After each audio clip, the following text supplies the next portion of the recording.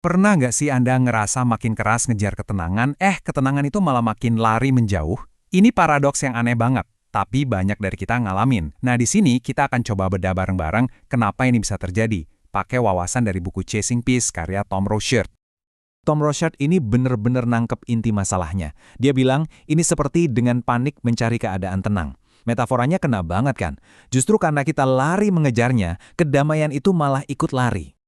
Oke, jadi apa sih sebetulnya yang bikin kita terus-terusan ngejar ini? Ternyata, akarnya ada di sebuah konsep yang namanya model citra diri untuk kebahagiaan. Coba deh, bayangin ini kayak sistem 3 langkah. Pertama, kita bikin cerita ideal tentang diri kita. Misalnya, saya ini orang yang kompeten, nggak pernah bikin salah. Kedua, kita cari-cari validasi dari orang lain biar cerita itu terasa nyata. Dan yang ketiga, kita berusaha setengah mati buat hidup sesuai cerita itu, seringnya sampai kelelahan. Nah, disinilah beda kuncinya. Kebahagiaan itu soal mendapatkan apa yang kita mau, biasanya hal-hal fisik yang datang dan pergi. Tapi kalau kedamaian, itu soal menginginkan apa yang udah kita punya. Yang satu sifatnya sementara, yang satunya lagi bisa abadi. Beda banget kan? Tapi kan hidup nggak selalu sesuai rencana ya. Terus gimana kalau realitas ternyata nggak mau kerja sama dengan cerita indah yang udah kita susun? Buat si penulis buku ini, model citra diri itu bikin dia hidup dalam mode waspada tingkat tinggi terus-terusan. Dia didorong sama rasa takut kalau citra dirinya sebagai orang yang sempurna bakal hancur. Jadi, setiap pekerjaan rasanya kayak pertaruhan hidup dan mati buat membuktikan ceritanya itu benar.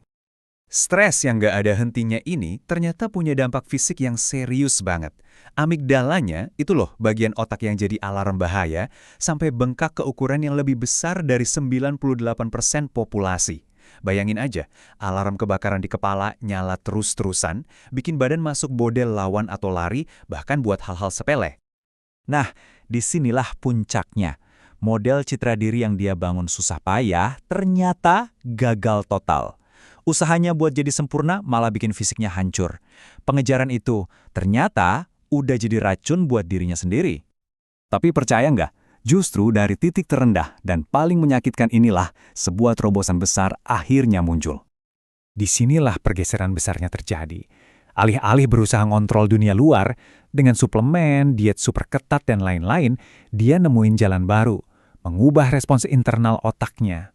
Fokusnya bukan lagi benerin lingkungan, tapi benerin cara otak merespons lingkungan itu.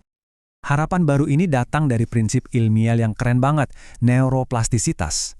Ini bukti nyata kalau jalan menuju kedamaian itu ada di dalam diri kita sendiri, di kemampuan otak buat menyembuhkan dirinya. Artinya, kita bukan korban keadaan, kita ini arsitek dari pikiran dan perasaan kita. Oke, terus gimana caranya kita bisa beneran memprogram ulang otak kita biar pindah dari mode cemas ke mode damai? Salah satu alat paling ampuh adalah dengan berani mempertanyakan pikiran kita sendiri. Proses 4 langkah ini, yang diinspirasi dari The Walk-nya Byron Katie, ngajak kita buat menantang pikiran-pikiran yang bikin stres. Tujuannya bukan buat menekan pikiran itu, tapi buat melihatnya dengan lebih jernih, sampai pikiran itu nggak punya kuasa lagi atas kita. Alat berikutnya ini mungkin kedengerannya aneh, humor. Coba deh belajar buat menertawakan pikiran-pikiran kita yang super melodramatis, drama internal yang biasanya kita anggap serius banget. Dengan menertawakannya, kita seolah-olah melucuti senjatanya. Rasa takut itu nggak bisa bertahan kalau kita hadapi dengan tawa. Nah, saat kita akhirnya berhenti berjuang mati-matian mempertahankan cerita tentang diri kita sebenarnya lagi membuka pintu ke cara hidup yang jauh lebih baru dan damai. Inilah intisari dari terobosannya. Kedamaian sejati itu datang bukan saat kita berhasil memenuhi citra diri, tapi justru saat kita berani melepaskannya. Ini tentang berhenti mengejar apa yang kita mau, dan mulai menginginkan apa yang udah kita punya. Ingat, ini tentang penyerahan diri, bukan menyerah kalah. Dan ternyata perubahan di dalam diri ini dampaknya luar biasa keluar.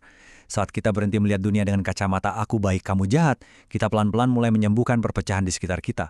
Ketika kita berhenti berperang dengan diri sendiri, kita juga berhenti berperang dengan orang lain. Jadi, ini soal melampaui program bawaan kita yang selalu fokus pada apa yang kurang, apa yang salah.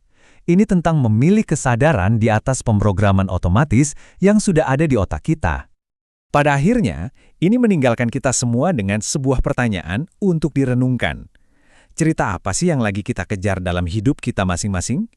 Dan apa ya yang bakal terjadi kalau kita coba untuk berhenti mengejarnya barang sejenak saja?